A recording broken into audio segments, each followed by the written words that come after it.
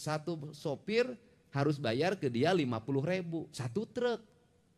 Tiap bulan dia duduk begini bisa kegaji 40 sampai 50 juta cuman jualan karcis.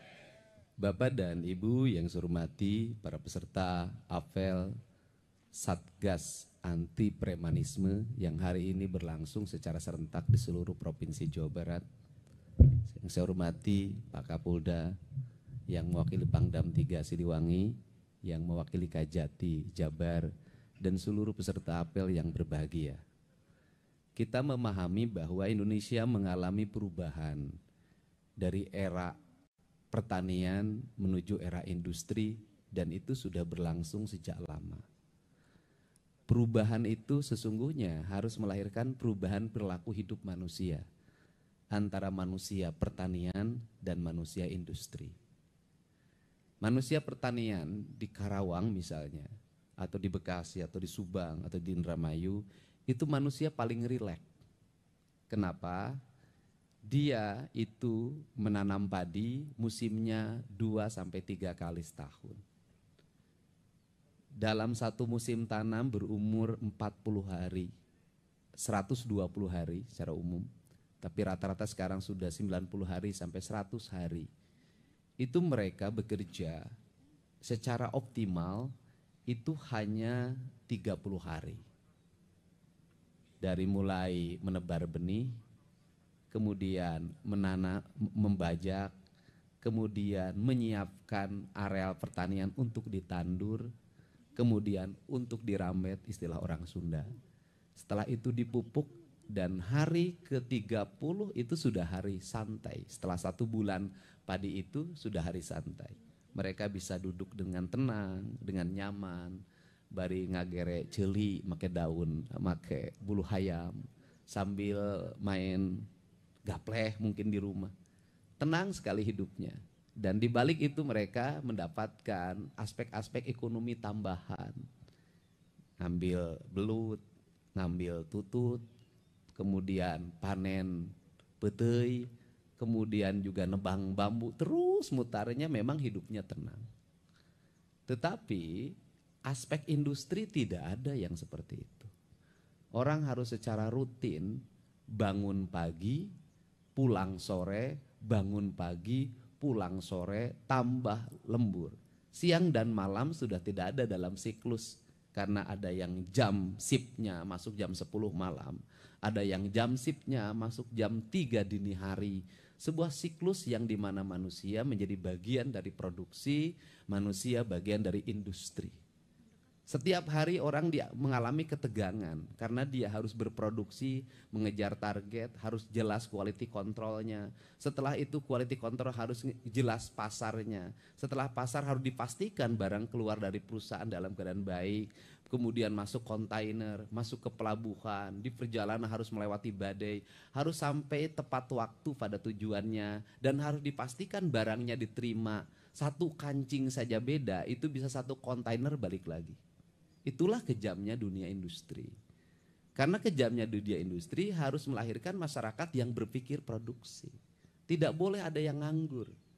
Karena tidak boleh ada yang nganggur, maka orang harus terlibat dengan proses produksi. Ukurannya adalah profesionalisme dan kepastian.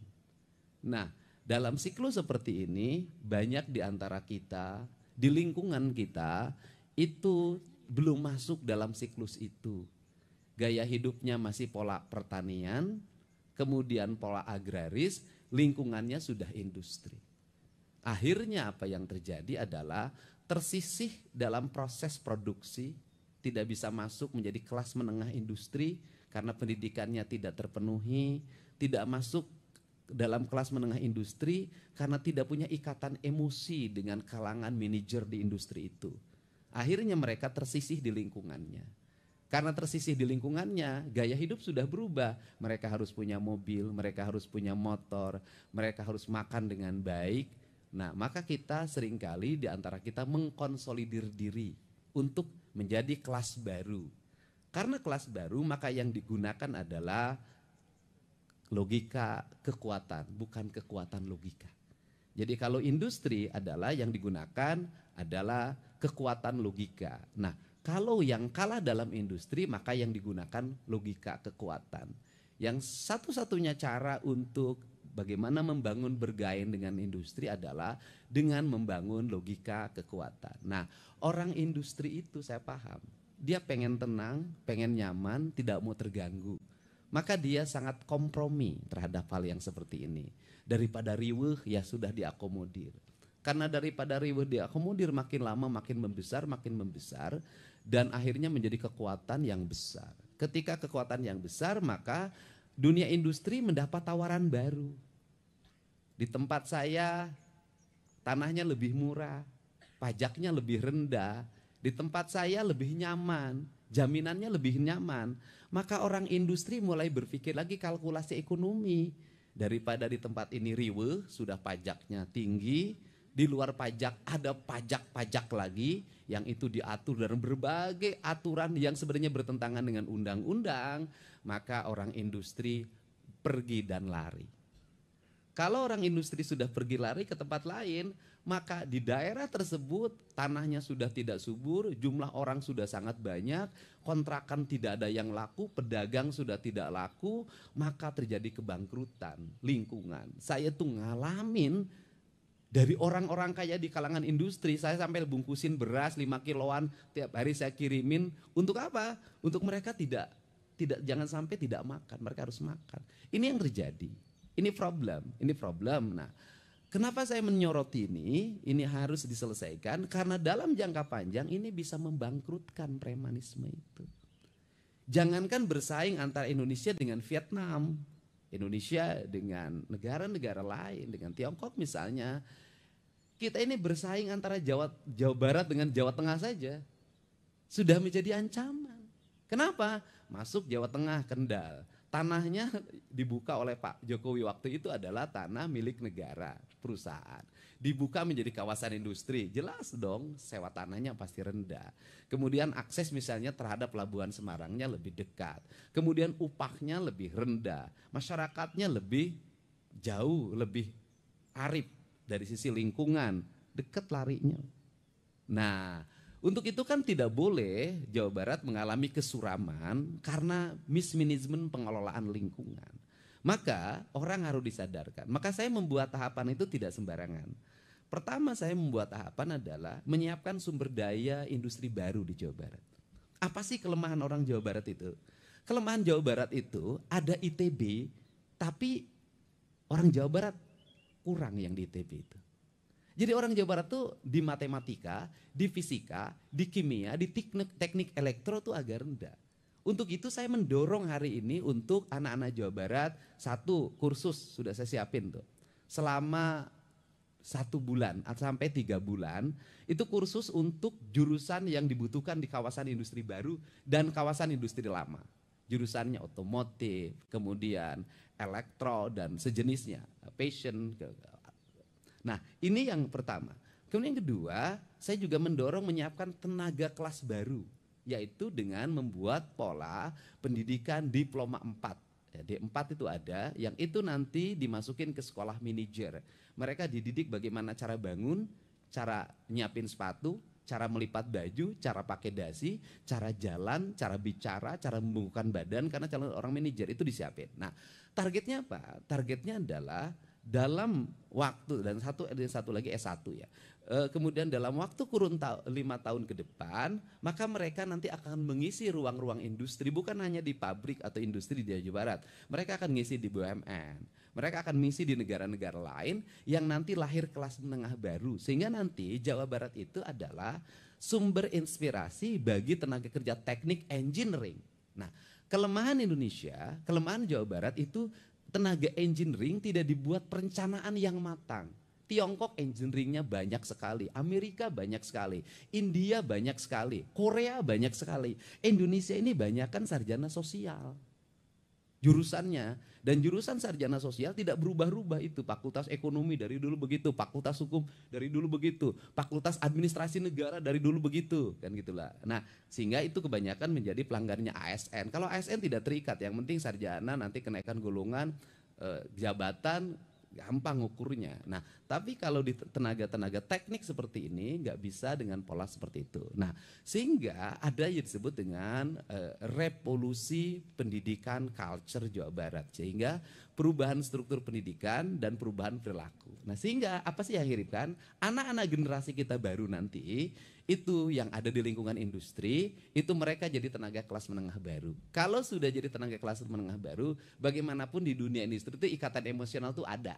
Kalau dia misalnya menjadi manajer personalia orang kampung A, maka sekampung itu akan dibawa.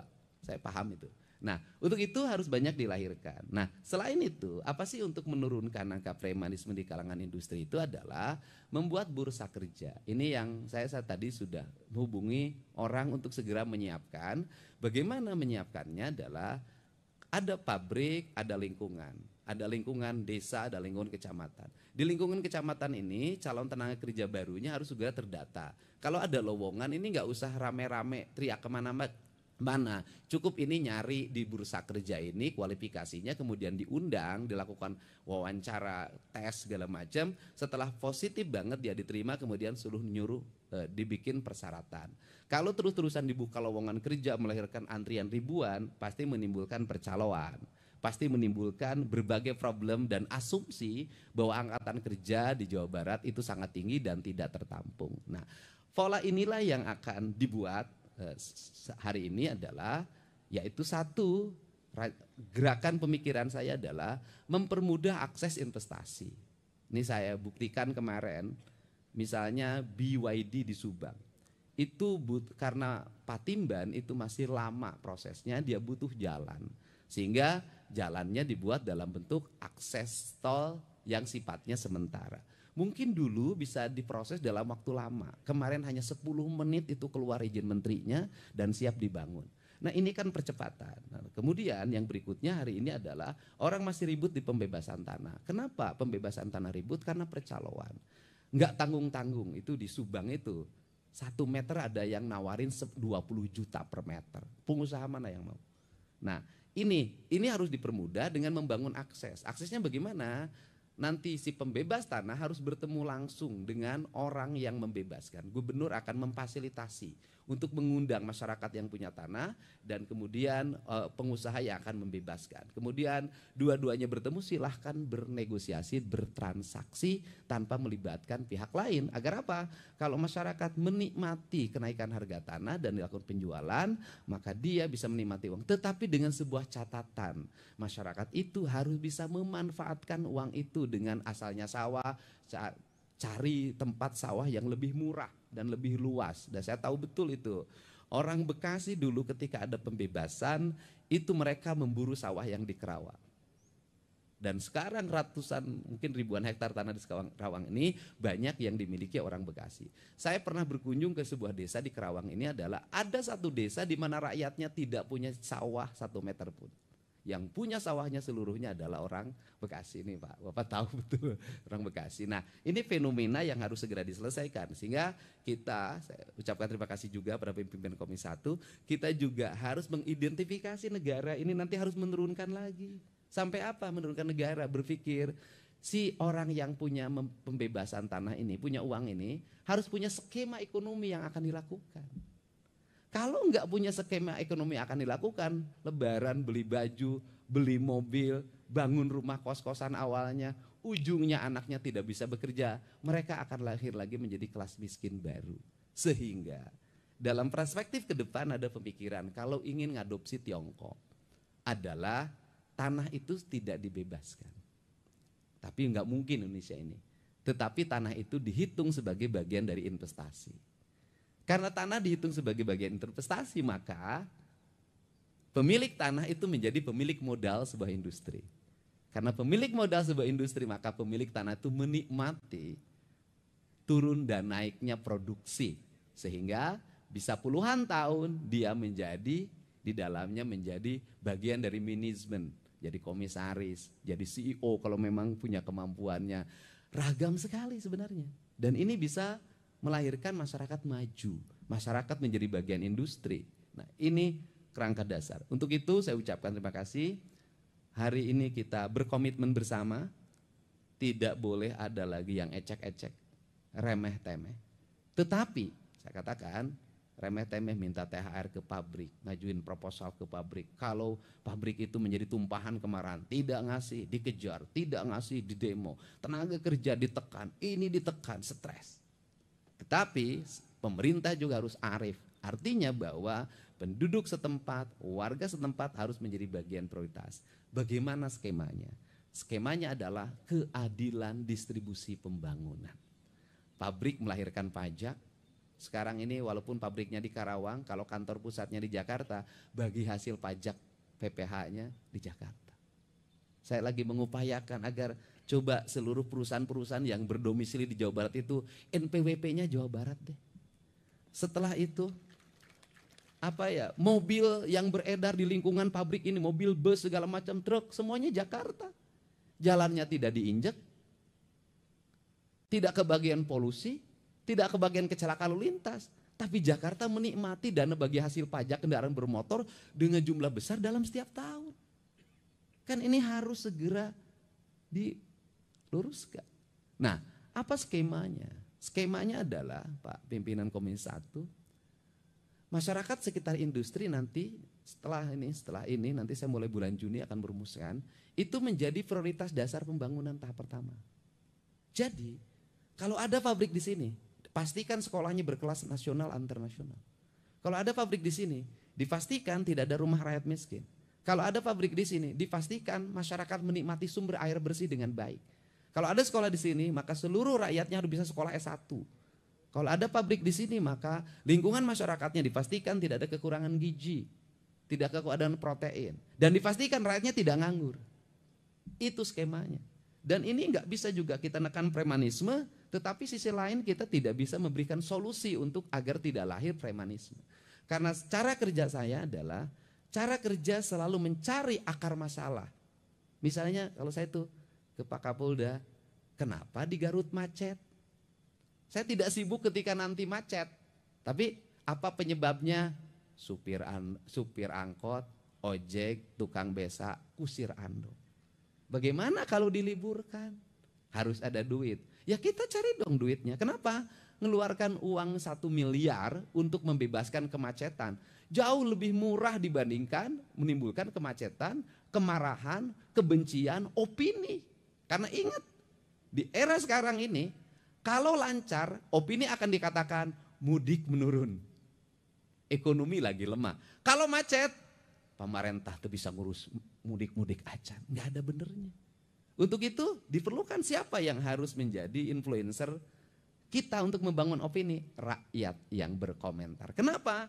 Kalau ngandarin buzzer, ngandarin elit dalam membangun opini, elit itu kepentingannya. Kalau kepentingannya terakomodir, maka yang buruk pun dianggap baik.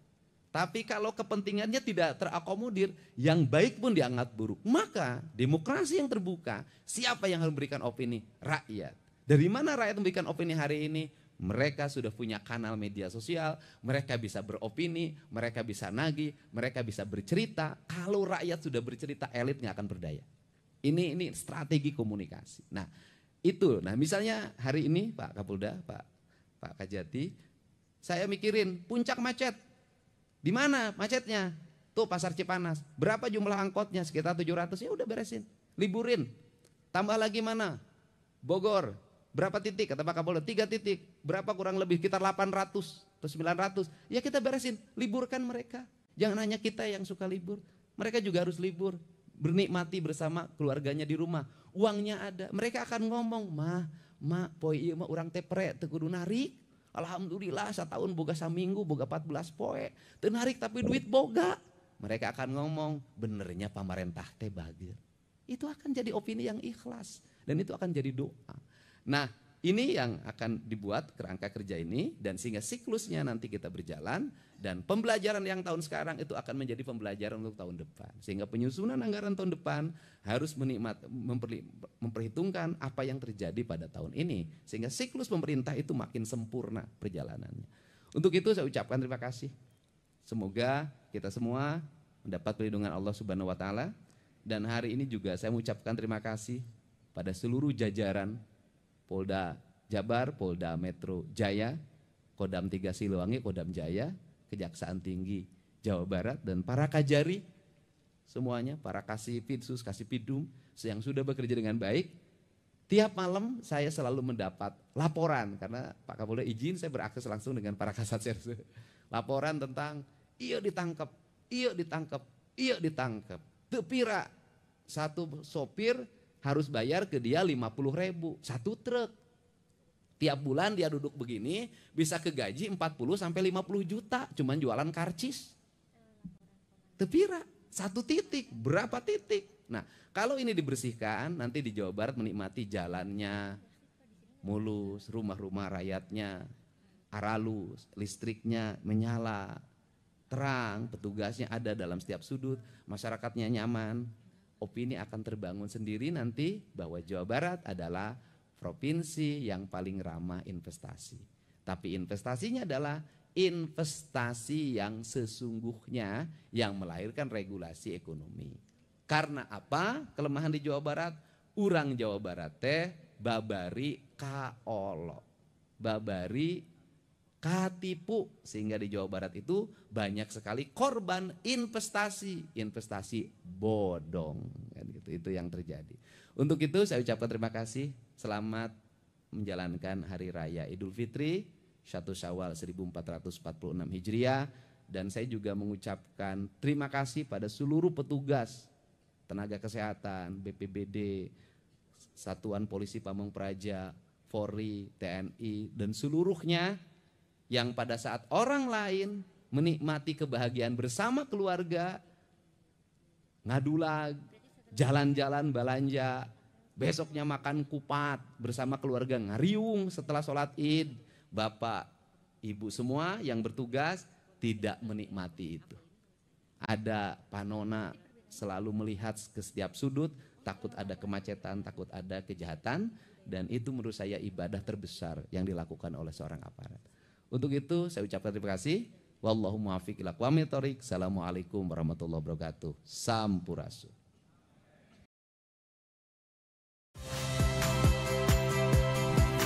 Saya Yasir Neneama. Saksikan program-program Kompas TV melalui siaran digital, pay TV, dan media streaming lainnya. Kompas TV, independen, terpercaya.